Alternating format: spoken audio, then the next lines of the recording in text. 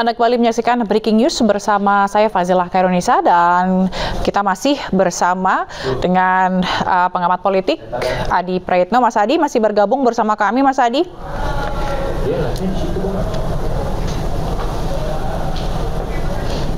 Baik, ya, Mas Adi masih bergabung bersama kami? Siap.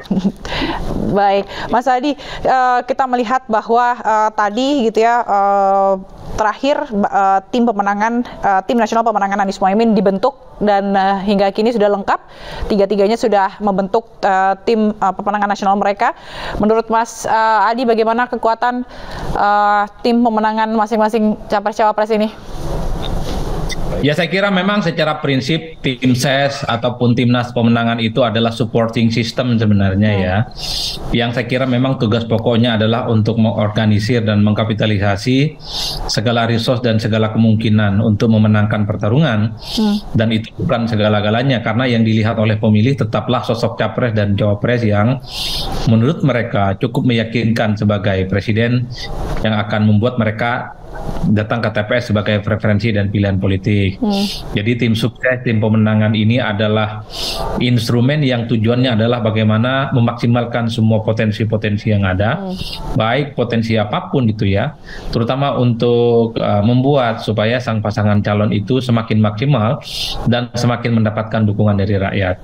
Misalnya dari segi narasi, dari segi isu, dari segi wacana, tentu saja tim sukses ini akan menjadi bumper yang akan kemudian memberikan stimulus, memberikan input dan bahkan briefing ya, supaya sang capres ini mampu menarasikan sesuatu yang memang sesuai dengan kehendak rakyat. Dan pada saat yang bersamaan, misalnya narasi-narasi yang disampaikan oleh capres pastinya juga akan terkait dengan bagaimana serangan-serangan yang sering datang kepada mereka, bagaimana cara menghadapi serangan itu, bagaimana cara menghadapi negatif campaign misalnya yang seringkali membuat suasana persaingan itu agak semakin mengeras.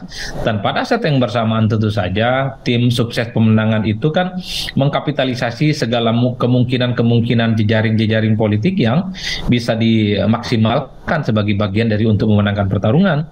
Misalnya membaca peta politik secara keseluruhan, basis-basis politik yang kuat, basis-basis politik yang lemah, basis-basis politik yang abu-abu. Tentu ini sebagai upaya bagaimana supaya mereka itu meramu satu rumusan strategi yang kemudian memaksimalkan potensi mereka itu untuk menang ya. Jadi bagi saya tim sukses ataupun timnas, tim pemenangan itu adalah komplement sebenarnya, semacam pelengkap dari sebuah persaingan peta politik elektoral, bukan segala-galanya. Tim sukses hanyalah komplement, tim sukses itu hanya sebatas instrumen pendukung. Tetaplah yang utama itu terkait dengan bagaimana sosok yang akan dipertandingkan di 2024. Prabowo Subianto dengan Gibran, kira-kira bagaimana sosoknya, dan terutama kerja-kerja politiknya ke bawah. Begitupun dengan Pak Ganjar Pranowo dan Mahfud MD misalnya, bagaimana kerja-kerja politiknya ke bawah, apakah semakin mampu.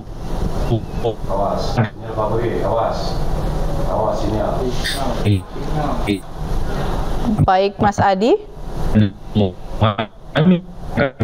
Politik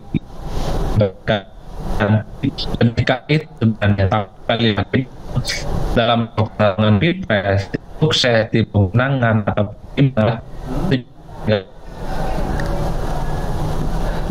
Baik, ya mohon maaf pemirsa, sepertinya ada kendala teknis dengan Mas Adi. Selagi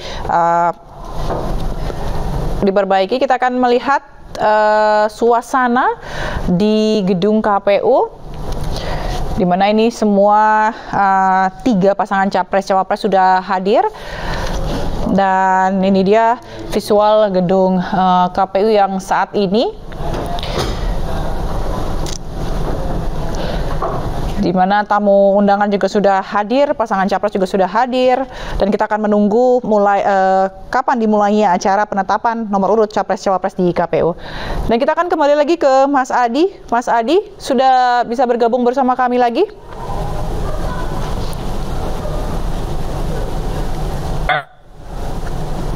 Baik, Mas Adi, kalau tadi kita ngomongin tim pemenangan masing-masing capres-cawapres, tadi Mas Adi juga menyampaikan bahwa semuanya juga memiliki kelebihan begitu ya, yang tentunya diisi bukan dengan orang yang kaleng-kaleng, ibaratnya orang-orang yang memang profesional dan punya sesuatu kelebihan.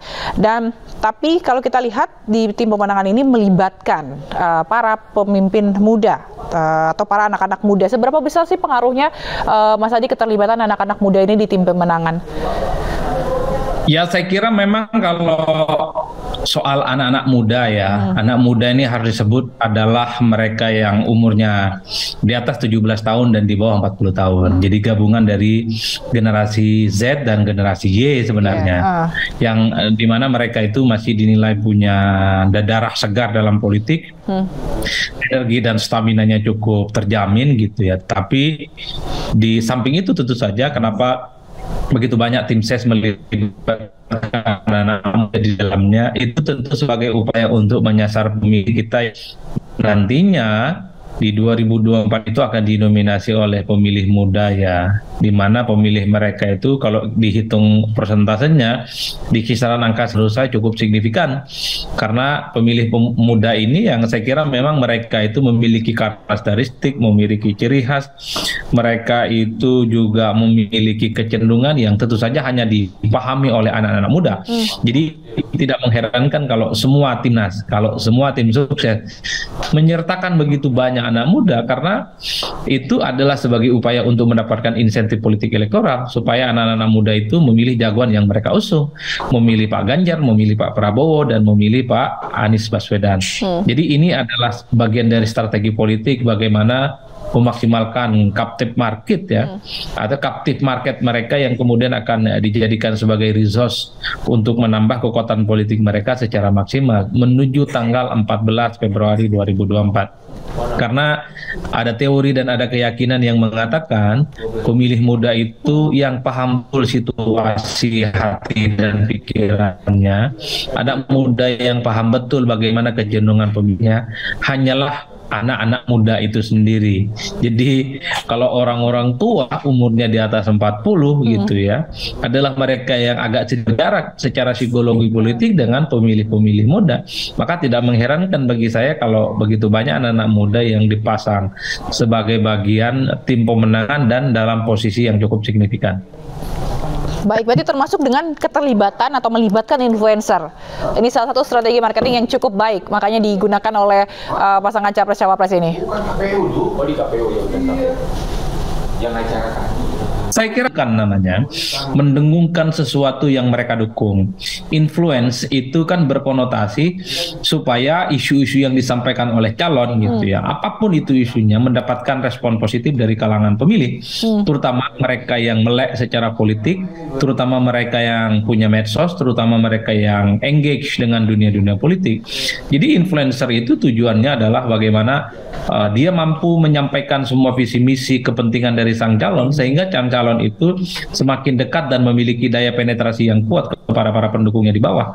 Oleh karena itu kan kalau kita melihat hampir semua kandidat capres dan pasangan cawapres punya sama-sama influencer dengan gaya komunikasi politik mereka yang berbeda, ada yang santai, ada yang rileks, termasuk konten-konten yang disampaikan itu kan penuh dengan bahasa-bahasa yang cukup sederhana yang sangat mudah dipahami oleh seluruh lapisan masyarakat. Kan itu yang sebenarnya saya sebut bagian dari strategi supaya mendapatkan dukungan dan respon positif dari kalangan pemilih. Jadi semua instrumen, tapi selain ya mereka juga mencoba untuk memaksimalkan bagaimana basis-basis di bawah yang disebut dengan serangan darat juga bagian dari instrumen. Saya kira di situ, Mbak. Baik.